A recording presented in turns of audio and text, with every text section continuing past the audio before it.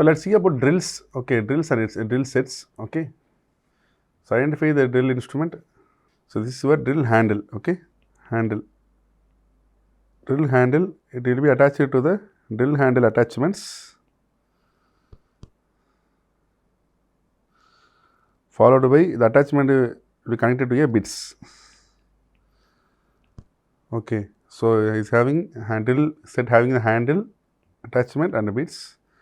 Okay, this is the handle. Alternative, the other name is, this depend on the drill bit that is attached. Okay, drill bit that is attached. The mechanism for housing drill bits and its attachment. Okay, it will have a space to for the attachments and its bits. Okay, so it having numerous types like pneumatic or electric power source. Okay, so ergonomic or more cylindrical housing.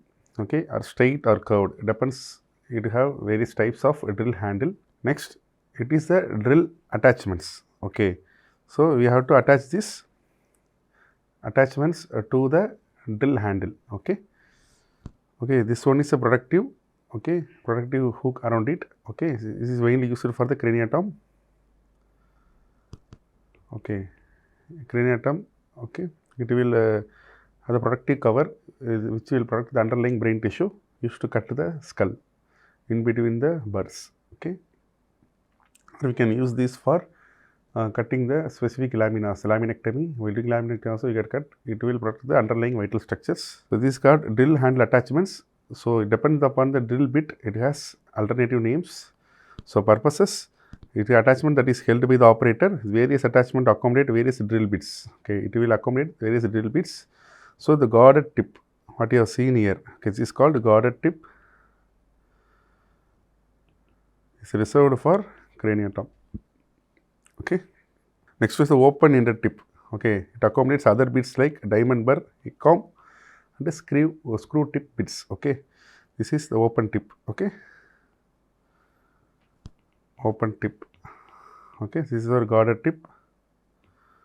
This is our open tip. Okay, that's whatever various bits available. So this is your perforated drill bit.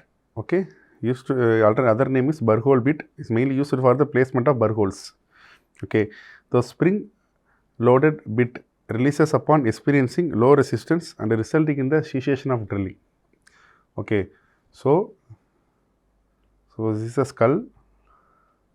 So when you are using this drill, okay, using this drill, this is underlying brain structure.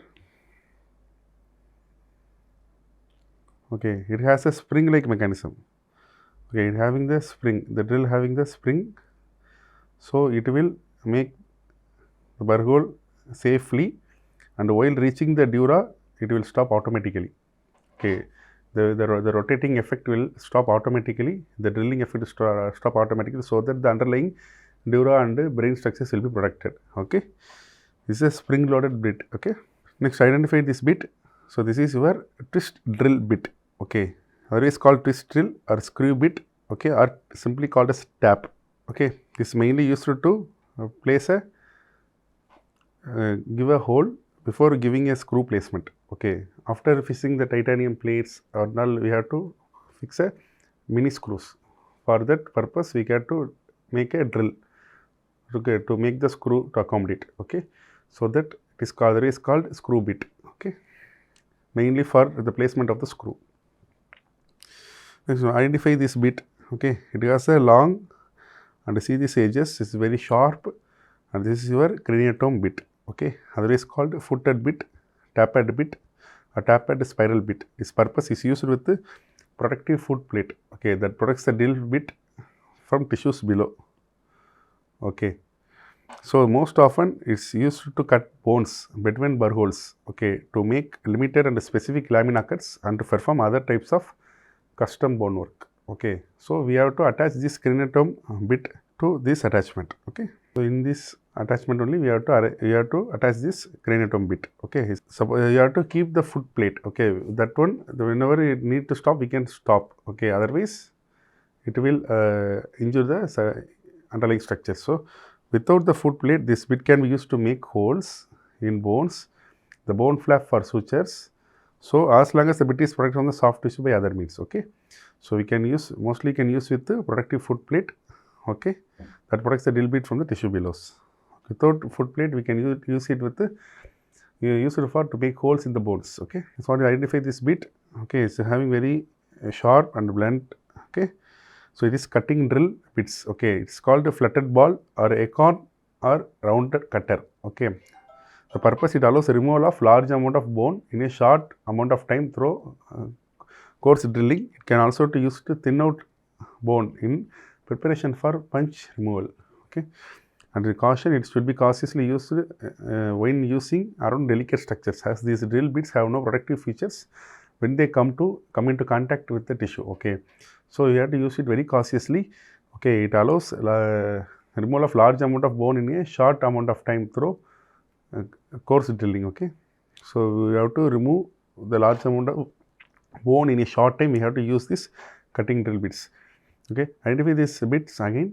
This is your specific diamond burr, okay. Diamond burr is otherwise called diamond or coarse diamond bit. So purpose is a drill bit that allows more precise drilling. It has a more precise bit that require more time, and it also generates more heat, okay. Why? Because this tip is very small, okay, and it gives very accurate cutting, okay. Accurate cutting and removal of the bone structures, okay, often used when drilling around vital structures, okay, and in more confined spaces, like when you are doing clinodectomy, okay. Clinodectomy, because very vital cranial nerves, okay, cranial optic nerve, everything, and I see everything goes in that near to the clinoid process. So while doing clinodectomy, you have to use this diamond burr, okay, and the transverse foramina, okay, to avoid injury to the exciting nerve roots, spinal nerve roots. So it also have other advantage that the heat generated can be used for hemostasis in more vascularized bone like sphenoid ridge, okay. Otherwise, copious irrigation is recommended, okay. It has other advantages. It's also having hemostasis purpose in more vascularized bone like a sphenoid ridge, okay. Identify this bit. This is your match head drill bit, okay. Otherwise called tapered side heading, okay. This purpose is it allows precise drilling in side to side fashion, okay. The bit is designed not to cut when placed directly on the top of the structures, okay. It's often used for trimming or removal of small amounts of undecided bones or thinning out bone above the vital structures, okay. So it have an advantage of cutting in a side to side fashion, okay. Side to side fashion when we use it to remove the unwanted very small bits of bones, okay. So this is our match head drill bit, okay. You see, like it's like a matchbox head, matchstick head, okay, and it's a diamond burr, very small precise burr, okay. Okay, so it's manufactured like that, okay. It's having very precise cutting, especially near to the vital structures. It's cutting drill bit, okay. Cutting drill bits, craniotome bits having long sharp edges. It's a twist drill bit, especially make screws.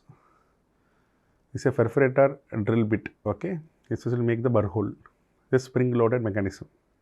Next we'll see about the rongers, okay. The rongers, this is, identify this ronger. This is your Adson ronger, okay. It's also called bone ronger, aneurysm ronger, and a bone cutter. The purpose is mainly removal of the bone and soft tissues, okay. Often used for removing temporal squamous part of temporal bone, okay, and a sphenoid wing or occipital bone, okay. This is called Adson ronger, okay. Simply is called as bone cutter, okay. It's not bone cutter. Is in simple terms we call it as a bone cutter, okay. They can also use in orthopedic surgeries also, but the name is Adson ronger, okay. Adson ronger, okay. Especially mainly removal of the bones like temporal bone, especially squamous part, which easily we can cut, okay, with the ronger, or sphenoid wing or occipital bones. Next, identify this ronger with having the mouth like a fish, okay. It's called Bayer's ronger, okay. It's called bone ronger, or is called a Ruskin gonger or a small double action gonger.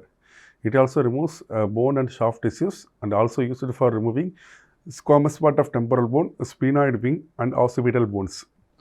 It's also good for removing calcified tissues and other adherent soft tissues in open spine cases, okay. Because of this curvature in the mouth, okay, we can use it also in the spine cases, okay. It's called Bayer's ronger. identify this instrument. This is called Kerrison wronger. Okay, it's called Kerrison wronger, and it has this mouth like this, and when we click, okay, it will cut. It closes the mouth and it will cut the very tiny particles. It can available in 1 mm, 2 mm. Okay, depends upon the area you want to, okay, dissect, cut. Okay, cut the edges. Okay, so its alternative name is Regel's punch, usually called as punch. Okay, spine wrongers and up and down biting wrongers. Okay, we can also call it as upcut. Okay, it's also is upcut because it's facing upward. Okay, you can cut it at the upward structures, while it is facing like this. It is called, okay, in the reverse form it is called down cut. It's called the upcut or down cut wrongers. Okay, this allows precise bone removal by gelatin cutting of small pieces of bone and soft tissues, example ligaments. Okay, the foot plate allows stabilization and non-traumatic placement of instruments over vital structures. So this is a foot plate that allows the vital structures to be prevented. Okay, it varies up cutting or down cutting, down biting, and the angles 45 degree, 90 degree angle tips, and various width of biting jaws is also available in the coated or non-coated forms. Okay, so it is called Lexil Stilly wronger.